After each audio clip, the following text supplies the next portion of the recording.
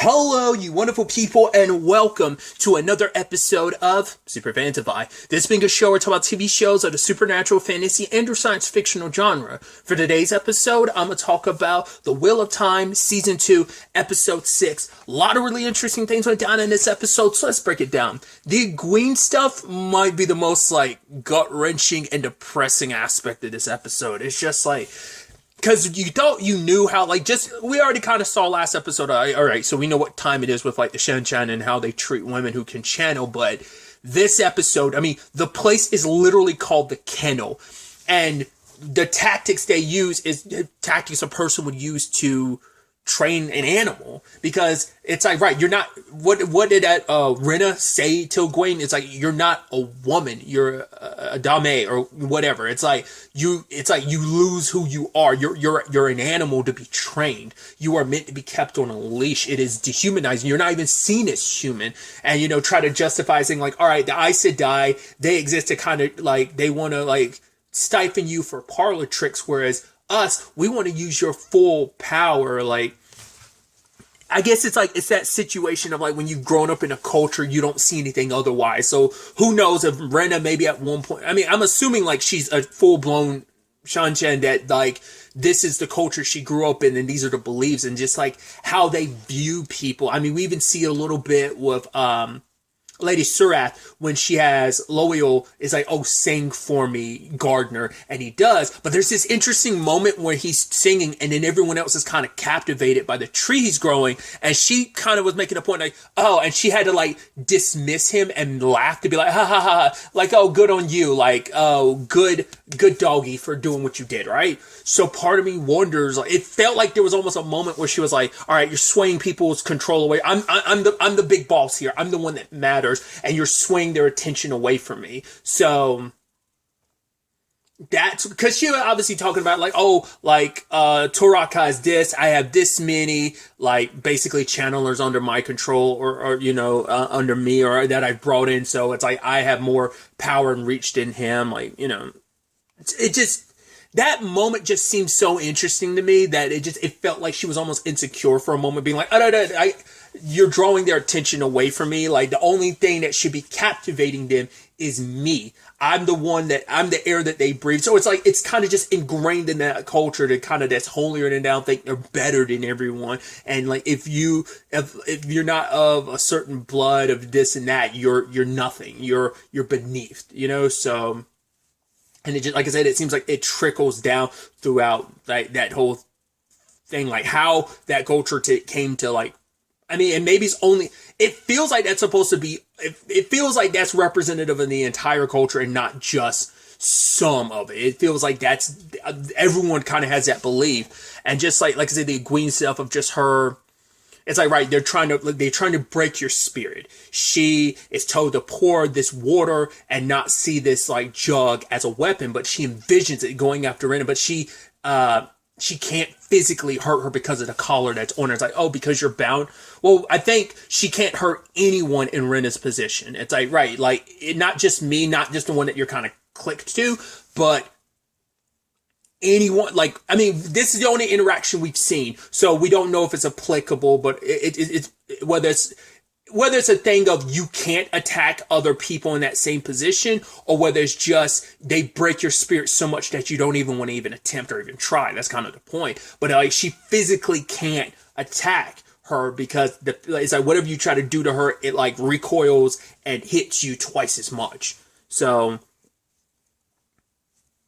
she even kind of connects with a Gwen after kind of more and more time passes, and it's see, now you feel whole, now you can fully tap into your powers, which a Gwen hadn't really been able to fully channel the way that power's there. She is extremely powerful, but she hasn't really been able to tap into it until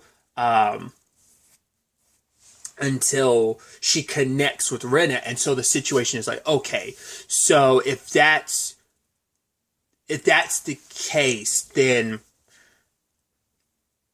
it's meant to be oh, you need me. Us together, we're a complete package. You're nothing without me. You need me. Our affinity, my taking care of you, my little doggy, is what keeps you, what gives you your power. Like, without me, you are nothing. You can't access it. But it's like, that's the first glimpse of like that power you've been able to access, to be able to feel it. But the moment, Egwene still on some level was fighting back, what did she do? She beat on her and kicked her, and it's just, you're just like, it is gut-wrenching to watch. Until finally that's what I was wondering about when Rand visited her. We'll get to that, his side of things soon enough, but when he visited her and she was kind of like, pull yourself together, I was actually thinking at that moment in the episode, I'm like, did Rand do more harm than good visiting her? And maybe Lanfear was kind of hoping for that, because Rand doing what he's doing is playing right into what Ishmael wants. He wants to break each and every person that's tied to Rand, because by breaking them, you can break Rand, you know? Because they don't want to get rid of the Dragon Reborn. They want him on their side. They need him on there. Like, he'd be a great and powerful asset, probably along with his entire crew. But it's like, right, we need to break him little by breaking the people around him. So, but like, that's why I'm like, I think Rand might have done more harm than good by showing himself, because now it put Egwene on, like, she's already been suffering through the loss of Rand, and now it's like, it's even harder now. Having like, oh, like, I'm losing my mind. This is, you know, and because Lanfear knew exactly what she was doing. The moment Rand tried to reach out to her, she snatched him back from that dream of being able to visit him. Now, that's also because she's trying to get Rand in a position she needs him to bend her to it will, but she probably also knew. There's multiple levels to it, because, right, we know she has her connection to the previous dragon, and she does love Rand in many capacities because of her previous lover, who was the Dragon Reborn, but also she cares for Rand deeply as well. And then you add in and like, oh, who's the one person you went out of your way to visit? Well, of course, it's going to be Egwene. So that rubs her the wrong way. So being able to kind of make Rand kind of bend to her will, that's a plus. Then being able to kind of also screw over Egwene, because you probably knew on some, maybe she didn't, but it feels like she knows enough, like how to cut deep into someone enough that she would be able to, as someone who was wounded by a dragon, it feels like she knew exactly what to do to wound Egwene with a dragon. So I'm sure because Lanfear looks at Egwene and sees herself, and so she knew exactly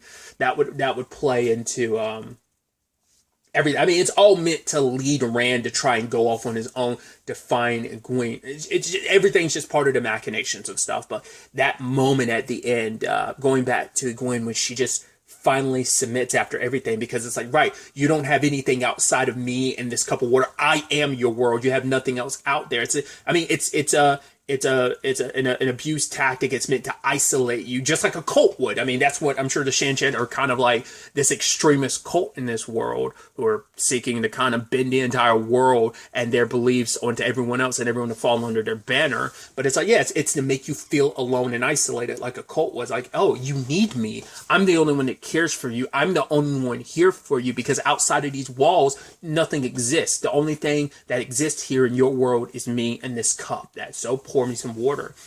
And obviously when she finally like pours the water, what does Rena do? Pour it out, and like, good girl. It's just like good doggy. It's just like, and it breaks Egwene. She screams, because it's like, right, she won.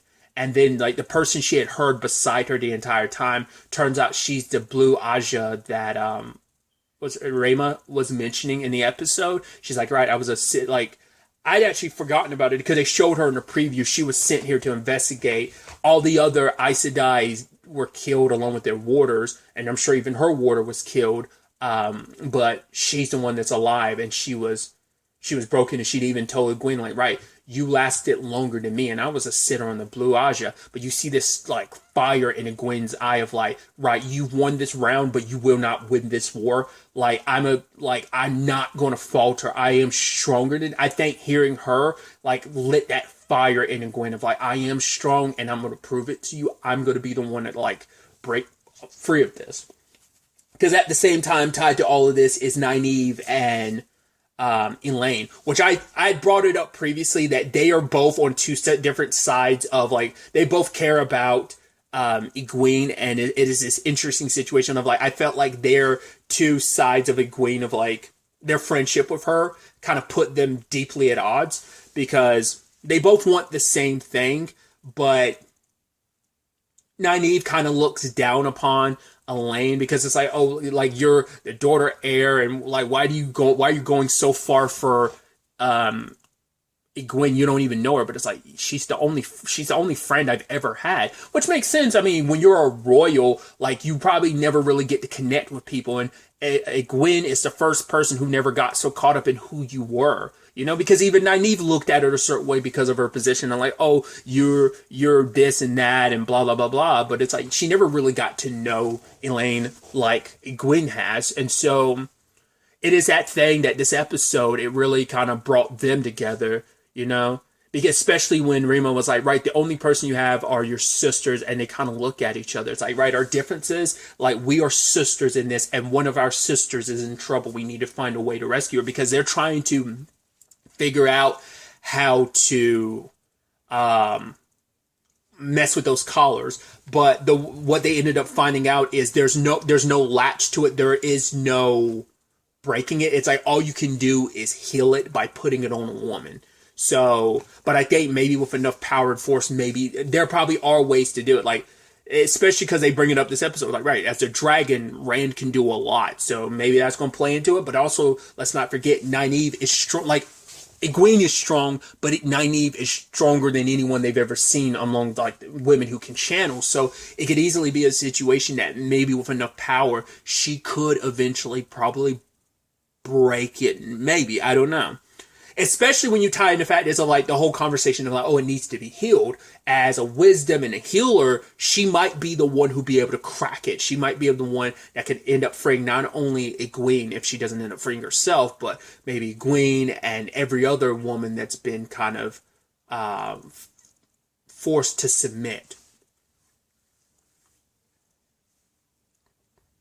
Because they ended up explaining also what happened. Like, because they were like, Nynaeve had her reluctancy to trust any Aes Sedai right now because of Liandrin. And now it is a situation of, well, they end up explaining, like, okay, Liandrin, you know, and it's like, oh my God, like a Black Aja, that, you know, it's like what this means for the White Tower, which we'll get to Liandrin's side of things in a bit as well. But they had to, just to keep Nynaeve and Elaine safe.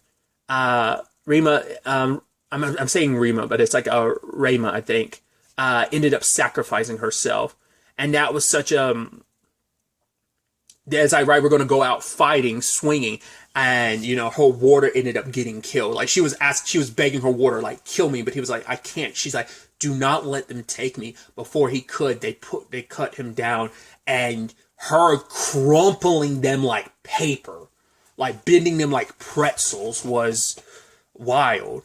But Nynaeve and Elaine couldn't do anything because it's like, if we interfere, we're just going to get caught too, and that's going to render us useless in being able to help Egwene. So we have to stay silent, and we see her getting collared, you know? It feels like the women that are bound, the channelers, I'm not going to call them by the name that they're kind of enslaved to, right? But like that channeler, it feels like you could see it a little bit. Like there does seem to be, in that moment she's looking at Reba, it feels like it was some form of like remorse there. But it's like, once again, you're so broken that you're meant to be, you're a slave that you can't, your spirit ends broken. Like you've lost all hope, and all you are is a tool for them to bend and use. So, which once again I think is so ironic that they kind of make it seem like, oh yeah, the Aes Sedai just use you as your tool. It's like, well, what the fuck do you think you're doing? So going back to Liandrin, she was visiting her son, and Lanfear showed up. I was wondering if that was just a dream because she did say like, oh well, she said I found you, Liandrin, because I can follow you. I've watched you in your dreams, so I was able to kind of pinpoint and find out where you were. So I've come to visit you. Because as we've seen, once again, I guess because I brought it up in it was even last episode. I was like, Lanfear had an issue with horses, so I was like, how do you teleport around? And it's like, right, she can. she just needs be able to pinpoint your location. So that's why she had to ride the horse, because she couldn't find Moraine or Rand, because at that time neither one of them had slept.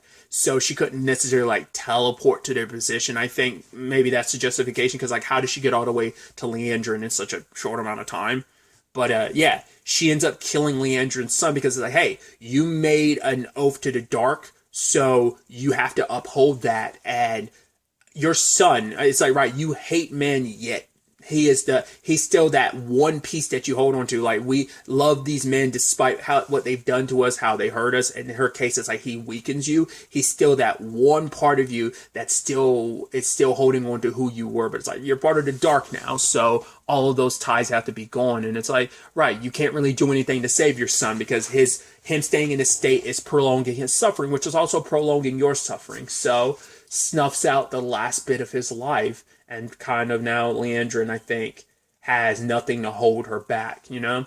The little bits of who she was, kind of she used that to set Nynaeve, Elaine, and Gwen free last episode, so.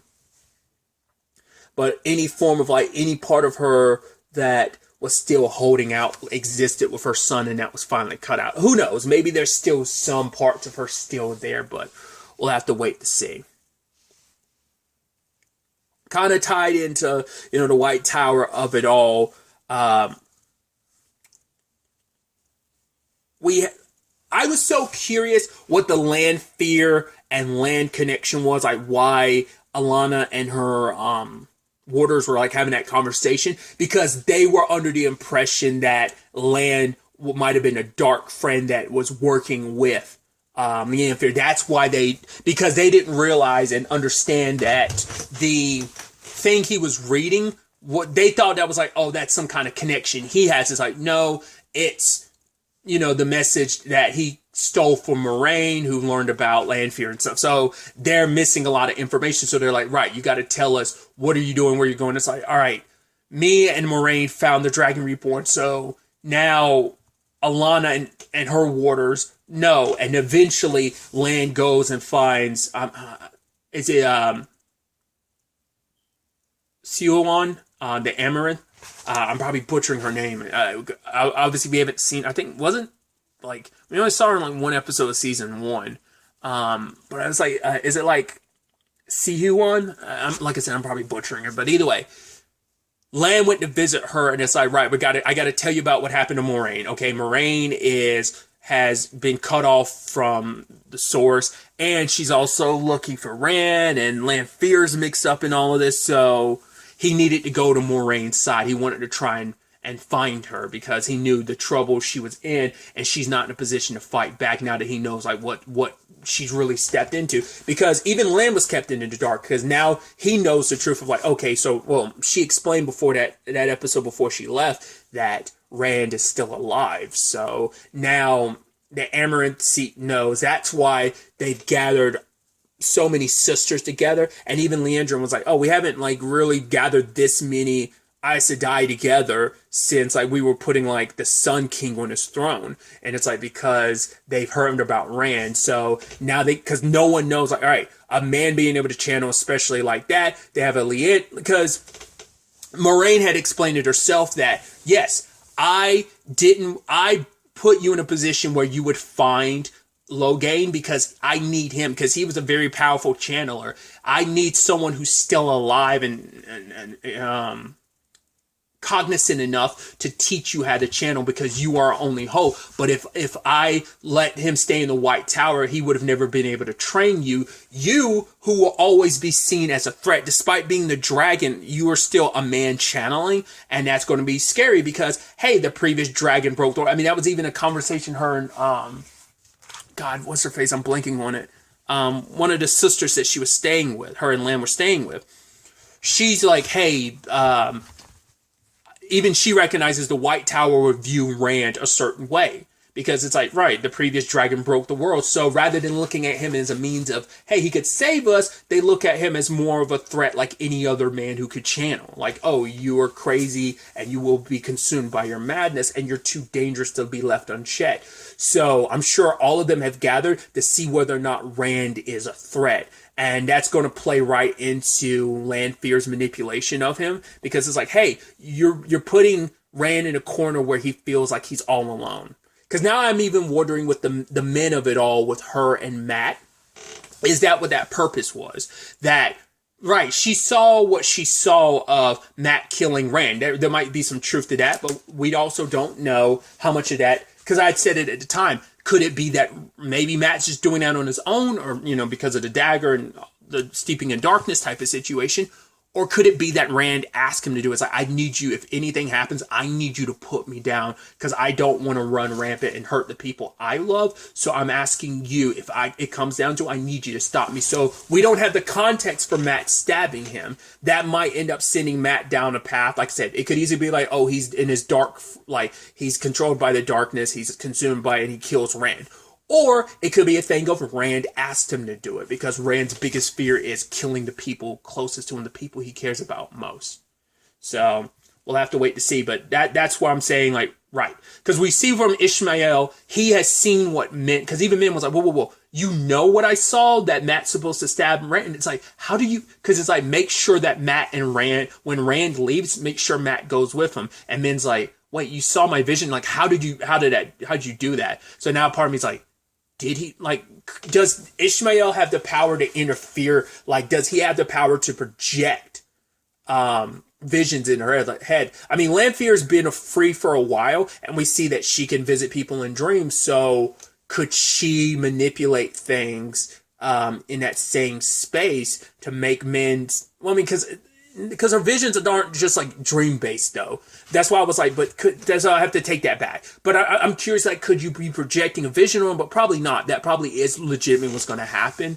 But it's just, once again, she doesn't have the context for it. It's out of context, so she views it one way, and all Ishmael has to do is like whisper in her ear, like, yeah, just like, I have the context for it, but you don't. So, I mean, maybe even he doesn't have maybe he knows what's going to happen, but maybe he doesn't know the context of it. Or like I said, maybe it's hard to say who knows what. But like I said, it feels like Min's part to play in this. We don't know if making Matt go along with Rand, like Ishmael probably was pushing that, hoping that Min would feel so bad and tell Matt not to go, because that's actually playing. It's like, no, I wanted you to do that. It's like reverse psychology. I told you to do one thing when in actuality, I knew you would, if I did that, you would feel so guilty that you would do the other thing.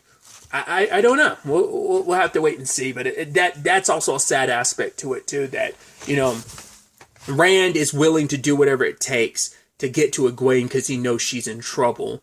And him and Matt are together again. And, he explains to Matt, like, I thought I was protecting everyone by staying away.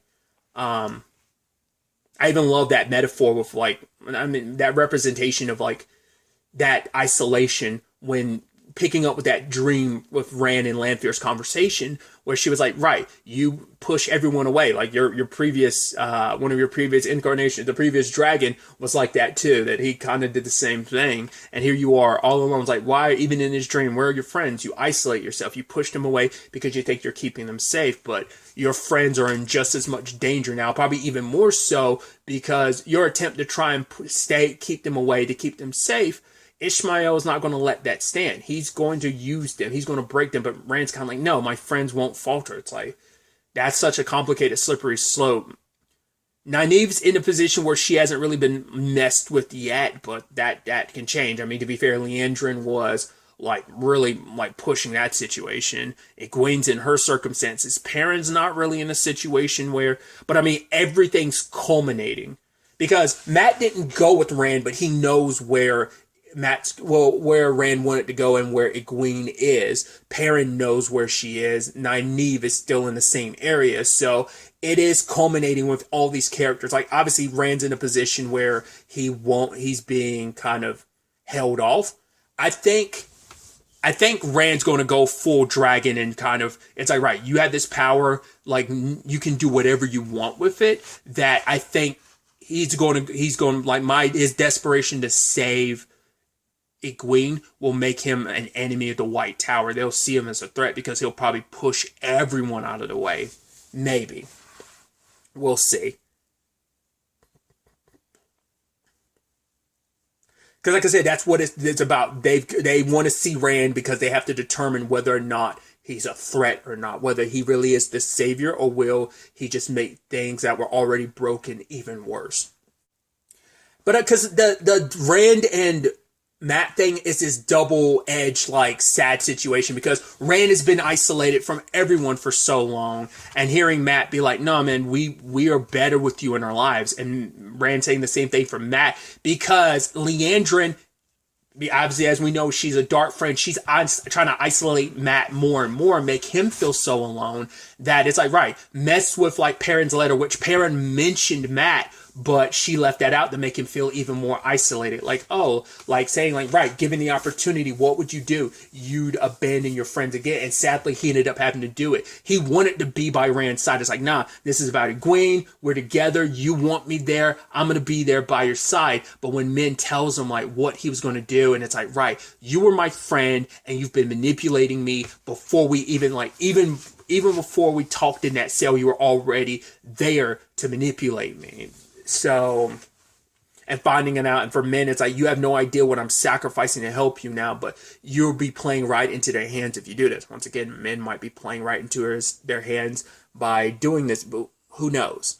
But Matt, like, leaves Rand alone, and it's like, Rand says, especially, so Matt feels like he's abandoning his friend again, because for the first time, it's like, okay, not only are you okay, Rand, but now it's also like, okay, good. Like I can make things right. I wasn't there by your side last time, but I can be this time. And now it's like getting your hopes up and like, all right, everything's gonna be okay. We're gonna go together and save it good.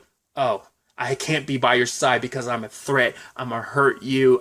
It's just gonna isolate him anymore. And that's just everyone is so isolated right now, but not completely. Like I said, Perrin and Nynaeve have someone by their side each, so they're in a better position than Egwene, who's alone right now, or Rand, who feels like he's alone. And maybe the White Tower situation will play out a certain way because maybe Matt will step in to try and help Rand get out of that. But kind of going back to Rand, he did visit Logain to learn how to control the power. And it's like, why would I help you learn? Like, you know, all the practice I did weaving, like, why would I help you? It's like, because everything you want, every goal you had in mind, whether it was to save the world or whether it was to break it, I'm that representation. You helping me is going to continue what you wanted. Like, get what you want through me. I'm the means to the ends that you can do that. So helping me helps you in the long run to get what you wanted in the end. Since you're not in a position to do it because you've been gentled, I can do it for you. So